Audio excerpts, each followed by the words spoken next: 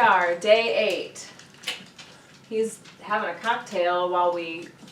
Pre-cocktail. Before my Pre-game cocktail. before your cocktail, yeah. Pre-game before the wine. Yeah, I'm really into martinis right now. And like, I feel like I should be. Dirty.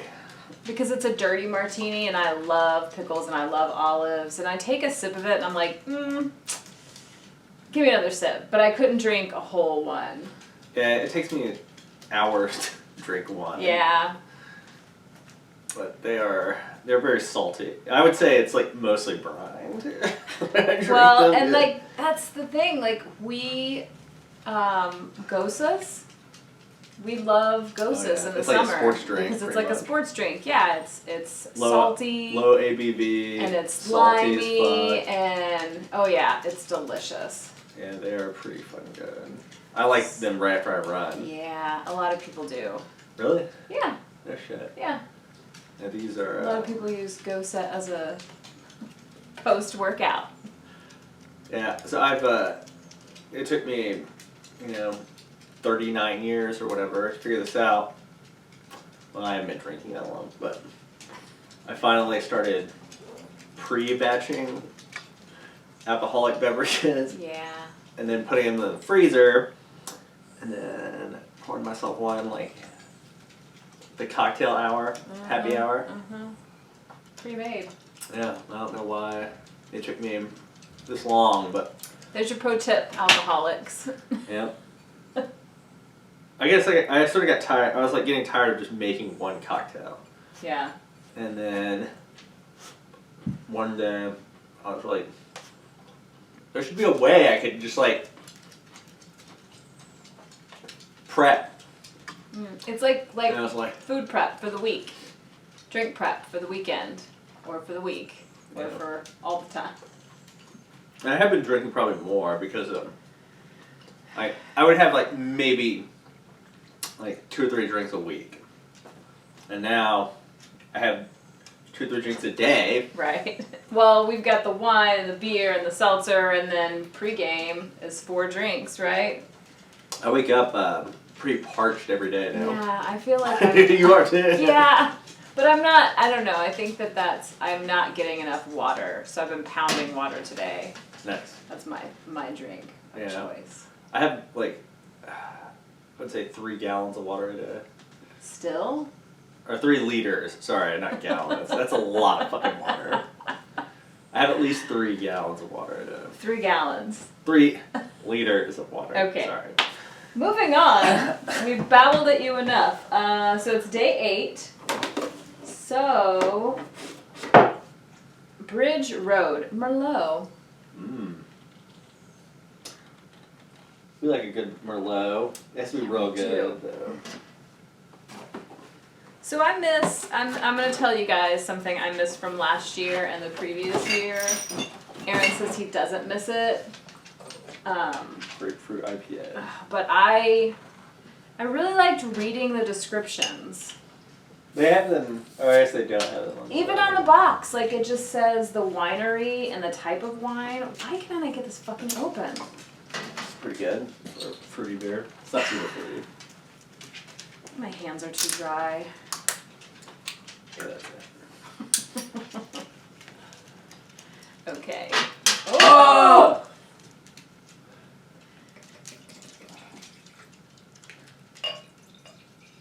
So. I am feeling confident about this. Smells very...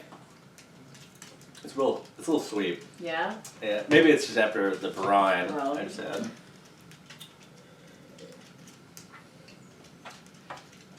Actually, it's pretty good. Yeah, it's not bad. Buttery. That second sip was a lot better. Yeah. I'm digging that.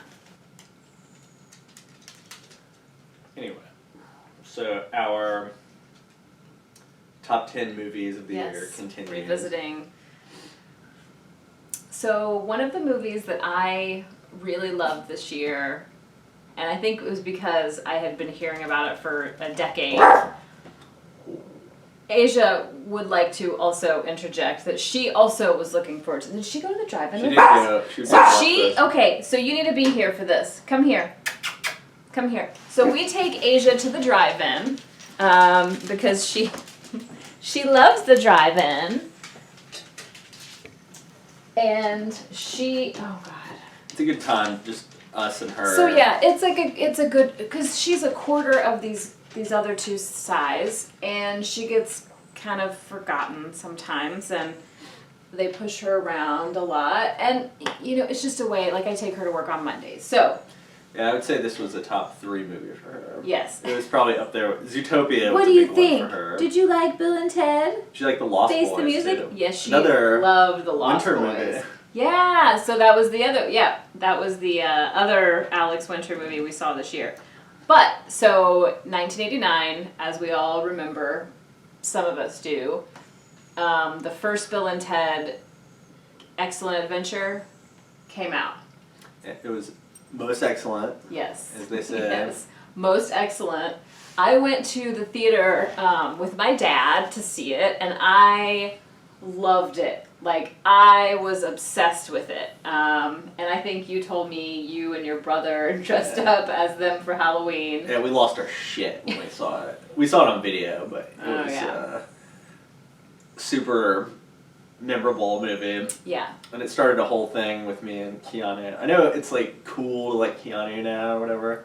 See, but I have never been a Keanu fan. So Point Break is like one of my favorite all-time movies. My senior quote from high school is from that movie, for example. I was totally obsessed. Yeah. And then I really like Speed and The Matrix and My Own Private Idaho and a bunch of other movies starring him. And then it sort of became cool to like hate on him. Yeah. And then he like came back around at some point. Well, I think collectively everyone realized that he was actually a genuinely nice person and down to earth, and I don't know, I feel like I've always heard that about him, so Face the Music was amazing. It had all this build up, for, like I said, for decades. I feel like I've been hearing about it, and then it came out, and I was I was really nervous when the first scene started, and it was so good. I was so happy with how it turned out, because it was, it could have just gone like totally off the rails, but everybody was back. I mean, all the actors and were a few great. New people, Their daughters were good. Kristen Shaw.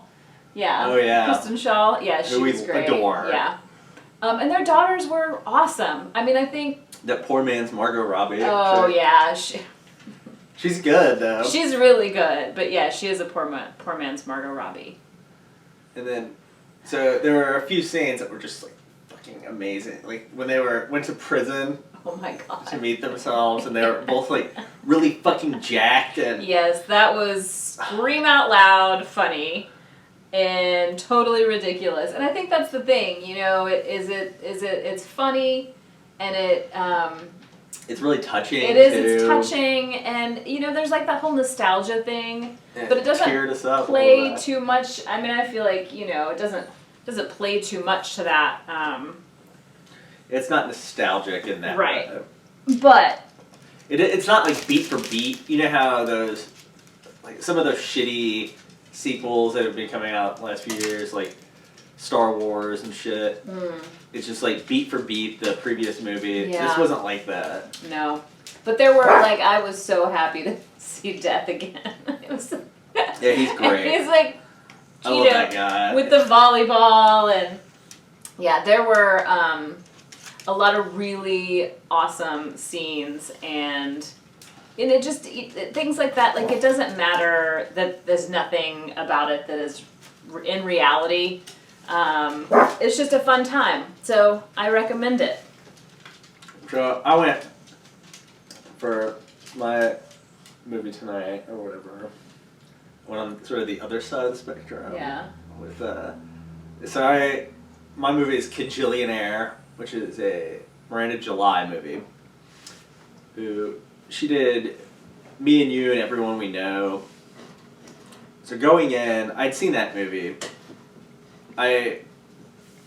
read this scene in one of those like best non-required reading books that Dave Eggers put out, like the mid-2000s. And I thought this one scene was hilarious. It was like these two kids and they were fucking around with this chick online and they were talking about... Did you like Kajillionaire? They were sort of talking about like sex stuff and it was just really hilarious because they obviously didn't know how it worked and they were talking about like pooping back and forth between each other, like between their butts, and you know, it was really funny reading it. And then I watched it and it was fucking dark. Like, just could not get into this movie.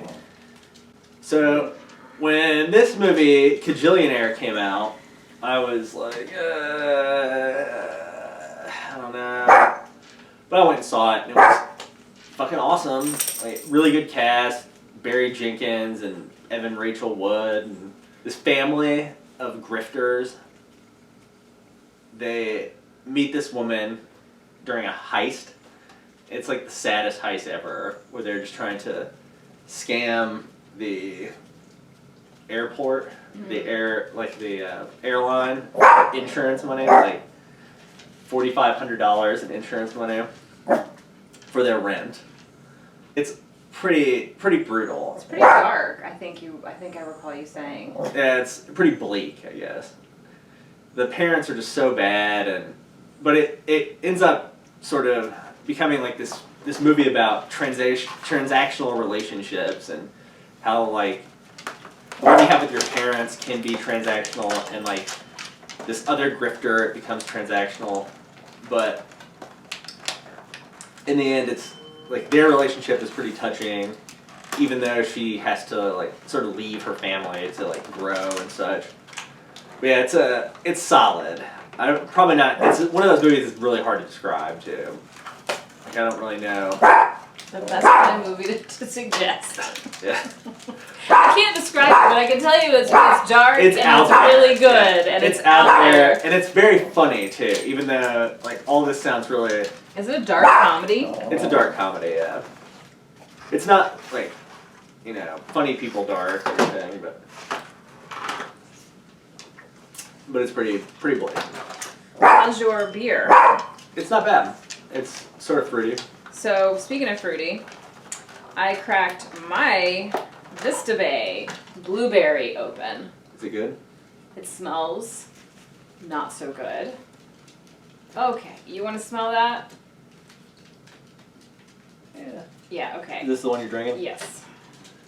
We'll drink this and then wrap it up. Okay. Oh, it is. Blueberry? Yeah. Okay. Oh! Yeah. It's fun just to watch you try these things at this point. Yeah, so that was most foul. Bogus. Bogus. As they say. Yes, bogus, as they say. Not excellent. So on that note, we are going to distribute these treats to these dogs who are looking at me very patiently. And sign off. Sign off. See you tomorrow.